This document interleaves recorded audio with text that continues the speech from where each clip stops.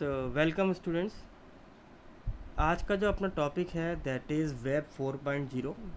That means कि अपने यहाँ पे जब ऑनलाइन कस्टमर इंगेजमेंट का जो ये एरा आया था, ये कब शुरू हुआ था, कैसे ये धीरे धीरे डेवलप हुआ, अब कौन सा एरा चल रहा है।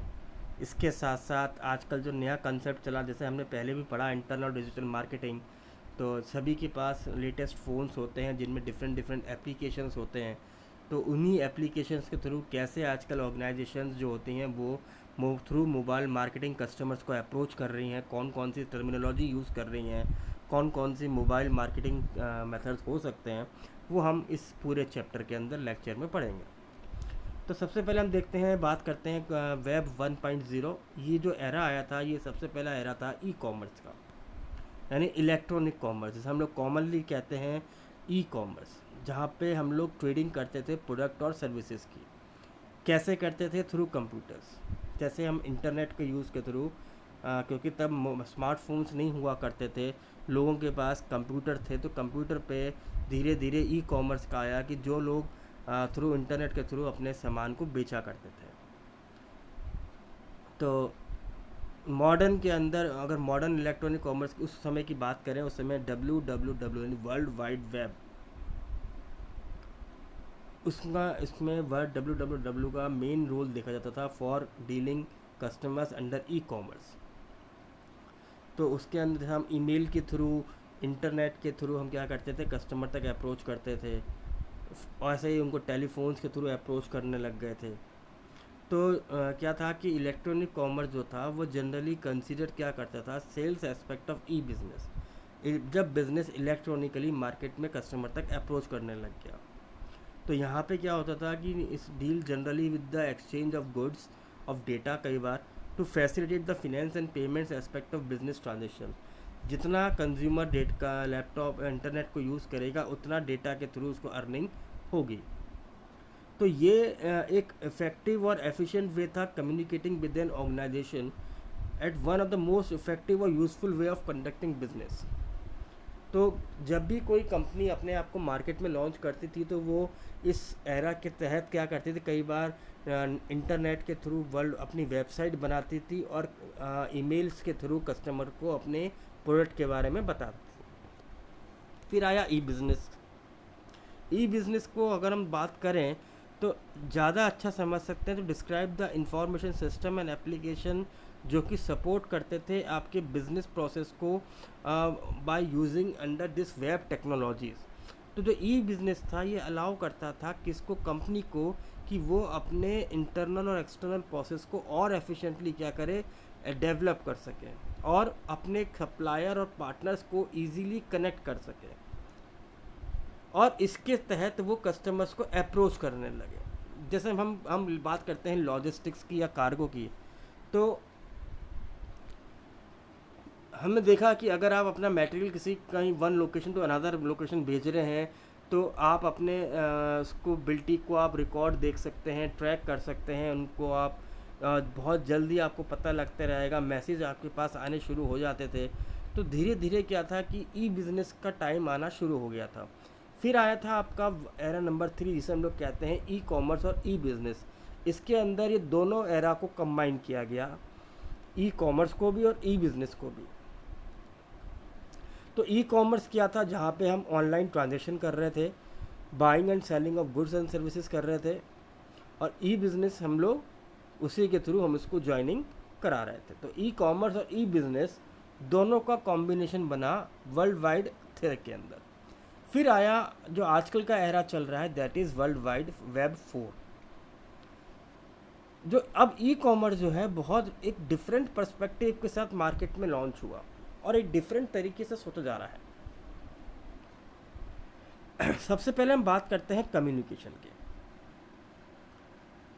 आज अगर आप ई कॉमर्स के थ्रू, किसी वेबसाइट के थ्रू गुड्स को परचेज करते हैं, तो जब वो आप, या तो आप अपने ऑर्डर को ट्रैक कर सकते हैं, यहाँ तक कि आपको ये भी पता होता है कि आपका उस मैन्युफैक्चरर से शिपमेंट लोड कब हुआ,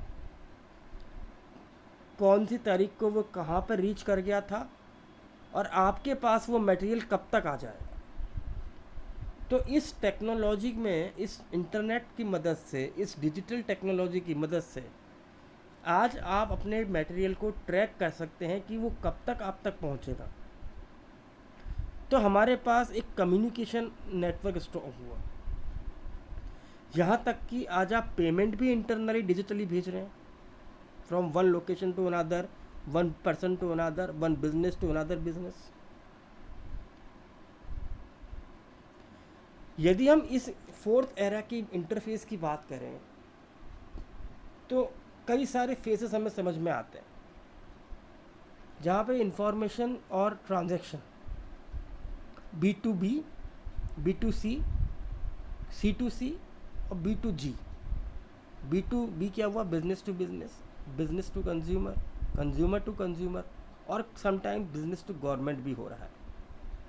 अगर प्रोसेस की बात करें तो ई कॉमर्स में वो सभी एक्टिविटीज़ को इंक्लूड किया जाता है जो कि कॉमर्स से रिलेटेड है, यानी transaction of goods and services से रिलेटेड है, बट कहाँ हो रही है? Through technologically, electronically. जैसे मैन्युफैक्चरिंग कंपनी को कुछ मटेरियल चाहिए, वो बाय मेल या बाय सिस्टम, बाय एप्लीकेशंस के थ्रू सप्लायर तक अपनी डिमांड भेज सकती है इजीली, बहुत जल्दी तक पहुंच जाएगी। और जैसे ही वो शिपमेंट लोड करता है, उसी सॉफ्टवेयर के थ्रू वो मैन्युफैक्चरर को इन्फॉर्म कर देता है कि शिपमेंट कितना लोड हो गया, कितना बनना है और कब उसका डिस्पैच होगा। सब कुछ चल रहा है बिजनेस के प्रोसेस को और ज़्यादा फास्ट और स्मूथनिंग के साथ चल रहा है। ऑनलाइन की अगर हम बात करें कि जहाँ पे सेलर जो है, अगर हम पहले देखें नंबर ऑफ सेलर्स एक साइट पे अपने प्रोडक्ट्स को डाल के ह्यूज पॉपुलेशन तक अपने आप को अप्रोच कर पा रहा है। हम यहाँ अलवर राजस्थान में बैठे हैं तो हमें ये पता लग सकता है कि यहाँ से 2000 किलोमीटर दूर, 3000 किलोमीटर दूर कौन सी एरिया में कौन सा पर्सन क्या बना रहा है, हमें पता लग सकता है। स्ट्रक्चर की अगर हम बात करें, हमारे पास ई कॉमर्स के अंदर डिफरेंट वीडियोस अवेलेबल हैं, हमारे पास टेक्स्ट अवेलेबल हैं। जैसे किसी को आजकल बुक्स पढ़नी होती हैं तो बुक्स पे शोरूम पे जाने की रिक्वायरमेंट नहीं है, हम इलेक्ट्रॉनिकली इन वेबसाइट कॉमर्स से कई बुक्स को परचेज़ कर सकते हैं, उनके बारे में नॉलेज ले सकते हैं। अगर हम मार्केट देखें तो ई कॉमर्स का मार्केट ग्लोबल लेवल पे हमें नज़र आता है, क्योंकि यहाँ हम इलेक्ट्रॉनिकली और टेक्नोलॉजिकली ह्यूज ग्लोबली मार्केट को अप्रोच कर पा रहे हैं, देख पा रहे हैं। ऐसे ही अगर हम बात करते हैं टाइप्स ऑफ ई कॉमर्स की, तो जैसे हमने पहले इंटरफेस देखा तो B2B, B2C, B2B, C2B और B2G, ये इंटरफेस हमें समझ में आए थे। तो B2B क्या कहता है? तो B2B ई कॉमर्स के अंदर उन एक्टिविटीज़ को काउंट करता है जहाँ पे सप्लायर्स कंपनी जो होती है वो की डील करती है किससे? सप्लायर से और डिस्ट्रीब्यूशन या एजेंट से। तो जैसे हम अमेज़न की बात करते हैं, फ़्लिपकार्ट की बात करते हैं या डिफरेंट साइट्स की बात करते हैं, तो वो क्या कर रही है? वो डीलिंग कर रही है उन मैन्युफैक्चरर्स के साथ जो कि अपने प्रोडक्ट्स ऑनलाइन मार्केट में बेचना चाह रहे हैं। तो यहाँ तक कि मैन्युफैक्चरिंग कंपनी भी अपने प्रोडक्ट्स को सेल आउट कर सकती हैं, कोई एजेंट भी उस वेबसाइट कॉमर्स साइट पर आके अपने प्रोडक्ट को बेच सकता है, कोई डिस्ट्रीब्यूटर भी अपने आप को प्रमोट कर सकता है उसी साइट पर। तो एक ई कॉमर्स कंपनी और अदर बिजनेस पार्टनर्स या अलग बिजनेस एक्टिविटीज़ के साथ भी क्या कर रहा है? डीलिंग कर रहा है under this e commerce activity. तो अगर आप देखें तो अगर आप वेबसाइट देखते हैं, कॉमर्स के साइट्स देखते हैं, तो वहाँ पे कई सारे आपको मैन्युफैक्चरर नज़र आते हैं, होलसेलर नज़र आते हैं, डिस्ट्रीब्यूटर नज़र आते हैं जो अपने प्रोडक्ट्स और सर्विसेज को ऑनलाइन सेल आउट करना चाहते हैं।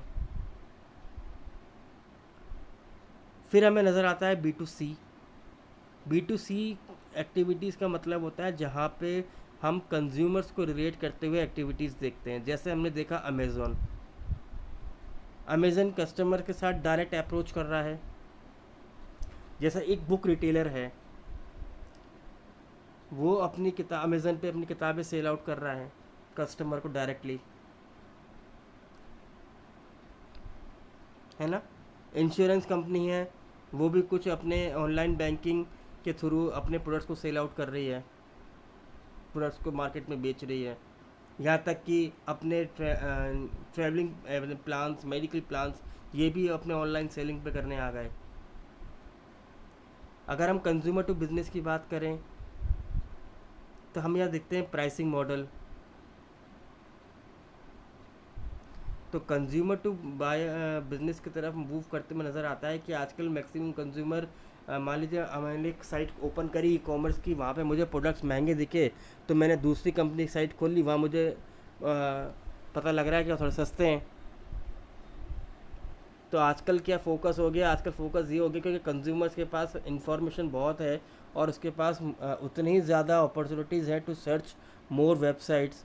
तो हर मतलब ई कॉमर्स कंपनीज़ हैं वो अपने यहाँ पे प्राइस रेंज को कम रखती हैं ताकि कस्टमर उसके पास ज़्यादा अप्रोच करे। तो आजकल जो ये आपका फोकस है, जो पेंडुलम है, वो शिफ्ट हो गया कंज्यूमर से कंज्यूमर की तरफ, जहाँ के कंज्यूमर को मेन टारगेट किया जा रहा है। और यदि प्राइस फैक्टर है तो वो according to the consumer need उस प्राइस को वो कम भी कर रहे हैं। अगर हम C2C की बात करते हैं तो यहाँ पे उन एक्टिविटीज़ को काम होता है, जैसे हम इसके अंदर मॉडल्स की बात करते हैं, जहाँ पे हम ऑक्शंस की बात करते हैं। तो और जैसे हम कोई देखें कि ईबे है, कई बार साइट हमने देखी है जहाँ पे कुछ मॉडल्स का एग्जीबिशंस होता है, वो भी सेल आउट हो जाती है। अगर हम गवर्नमेंट की बात करें तो आजकल क्या है कि नॉर्मली जो गवर्नमेंट पॉलिसीज़ हैं वो भी हमें कई बार इन चीज़ों के बारे में पता लगती हैं कि जैसे अभी हमने पढ़ा कि जैसे भी ये पेंडेमिक सिचुएशन चल रही है, तो गवर्नमेंट ने बताया कि प्रोडक्ट्स को ये बताना ज़रूरी है कि वो कहाँ मैन्युफैक्चरर हुआ है।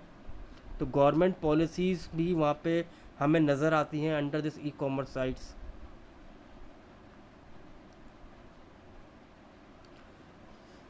अब हम बात करेंगे हमारे मोबाइल मार्केटिंग की। तो सबसे पहले हम मोबाइल मार्केटिंग का मतलब समझते हैं, कंसेप्ट क्या है।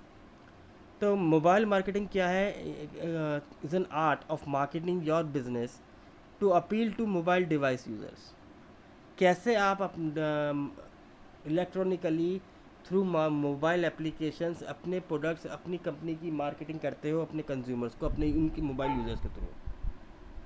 अगर मोबाइल मार्केटिंग सही होती है तो वो कस्टमर और पोटेंशियल कस्टमर्स दोनों को अट्रैक्ट करती है आपके पास। तो मोबाइल मार्केटिंग हम क्या समझ रहे हैं यहाँ पे? हम ये समझ रहे हैं कि आजकल मैक्सिमम लोग जब मोबाइल्स को यूज़ करते हैं, मोबाइल सेवी हैं, मोबाइल पे एप्लीकेशंस हैं, तो कंपनीज इस मोबाइल के थ्रू डायरेक्ट कस्टमर को अप्रोच कर रही है एनी टाइम। क्योंकि आने वाले समय में mobile marketing is the future of marketing. क्या और हम देखें आजकल हम सभी के पास स्मार्टफोन्स हैं। आज से 10-15 साल पहले की बात करें, जब ई एरा आया था, ई कॉमर्स साइट थी, जब लोगों के घर पे मुश्किल से कंप्यूटर्स हुआ करते थे, वो साइबर कैफ़े पे जाते थे, तो कितना टाइम कंज्यूमिंग होता था। आज अगर आप देखिए, आप सबके पास मोबाइल फ़ोन्स हैं, सबके पास उसमें नेट पैक्स अवेलेबल हैं। आजकल मोबाइल्स में अनलिमिटेड नेट पैक्स आने लग गए, नंबर ऑफ़ डेटाज आपके इसमें बढ़ने लग गए। तो कंपनीज भी ये देख रही हैं कि कस्टमर को हम इंडिविजुअली डायरेक्टली अप्रोच कर सकते हैं ऑन द कस्टमाइज्ड वे। तो कौन कौन सी मोबाइल मार्केटिंग स्ट्रेटजीज़ हैं आजकल के टाइम पे हम देखते हैं। सबसे पहले आती है आपकी ऐप बेस्ड मार्केटिंग। आजकल देखी जाए तो मैक्सिमम जो यूज़र हैं अपना 80% ऑफ मोबाइल टाइम जो है वो इन एप्लीकेशंस पे गुजारता है। तो ये ज़रूरी नहीं है कि बीइंग एज ए बिजनेसमैन आप कोई अपनी मोबाइल ऐप बनाएं। कई सारे ऐसी ऑर्गेनाइजेशंस काम कर रही हैं जो आपके बिहाफ पे क्या है मोबाइल ऐप्स डिज़ाइन कर सकते हैं, जैसे गूगल एड मोबाइल, जो कि कंपनीज़ की रिक्वायरमेंट के हिसाब से एप्लीकेशंस को डिज़ाइन करते हैं, जो एक थर्ड पार्टी है। फेसबुक जैसे अपनी साइट पे एडवर्टाइजमेंट डालने की परमिशन देती है। आज आप अपने फेसबुक अकाउंट को ओपन करके देखिए, नंबर ऑफ़ एडवर्टाइजमेंट्स आपको दिखाई दे देते हैं। तो without making any app, Facebook ने आपको अलाउ क्या किया, आप अपनी कंपनी की इंफॉर्मेशन आप कस्टमर तक डायरेक्ट बस पहुंचा सकते हैं। फिर आता है आपका इन गेम मोबाइल के अंदर हमें क्या नज़र आता है मोबाइल्स गेम्स मार्केट में मोबाइल टाइम पास के लिए भी आने लग गए। लोग बहुत सारा समय अपना मोबाइल को गेम्स को प्ले करने में काम आता है। तो जहाँ जहाँ हमें ब्रेक नज़र आ सकता है, जहाँ जहाँ हमें सिचुएशन नज़र आती है, वहाँ पे हमें ब्रेक नज़र आता है। ब्रेक के अंदर हमें कंपनी की इंफॉर्मेशन नज़र आती है। क्यूआर कोड्स, क्यूआर कोड्स को स्कैन करके हम उस कंपनी की प्रॉपर इन्फॉर्मेशन को एक बार में हम एनालाइज कर सकते हैं, देख सकते हैं। तो क्यूआर क्या होता है, हमें वो कंपनी की वेबसाइट और होम पेज पे ले जाता है। Location based marketing,